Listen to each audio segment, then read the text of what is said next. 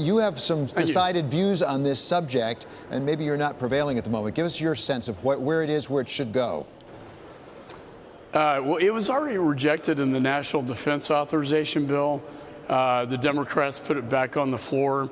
I think most of us are in favor of updating and modernizing the 2002 AUMF. However, if you completely repeal it without any replacement in existence, it gives the president no authorities to attack ISIS in Iraq. And I think that would be a very dangerous thing to do. And a lot of this also is preemptively trying to tie the president's hands to respond to, say, any attacks that Iran could have on our military installations in Iraq as well. And I think under Article 2 of the Constitution, there's a self-defense right to respond to these attacks. I think it's a bit of an overreach.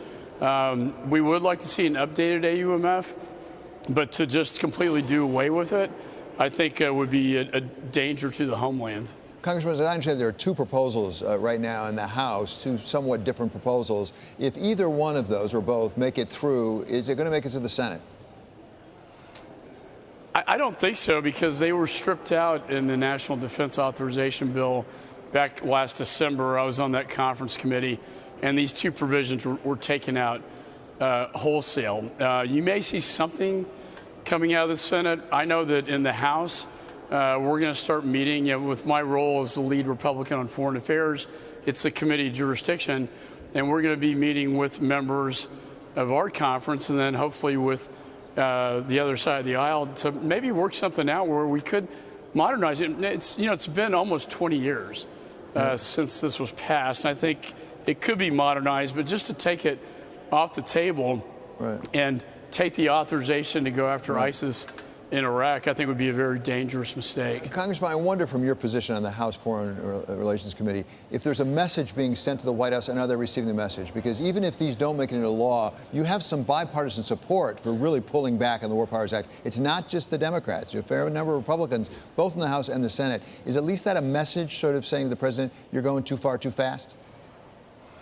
Well, I would argue the president has exercised great restraint. I was in the White House when they shot down our U.S. military asset, the drone.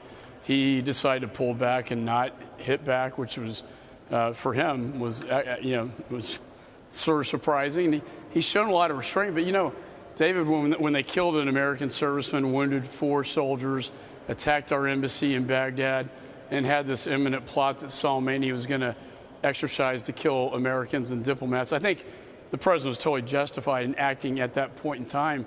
Had he not, and that had gone forward, you can imagine, the criticisms that would come out from that. With respect to my side of the aisle, I think there are only 5 votes in favor of the Democrats' bill today. So maybe a little bipartisan, but not very much bipartisan, what you're saying. Hey, thank you so much, Congressman. Always great to have you with us.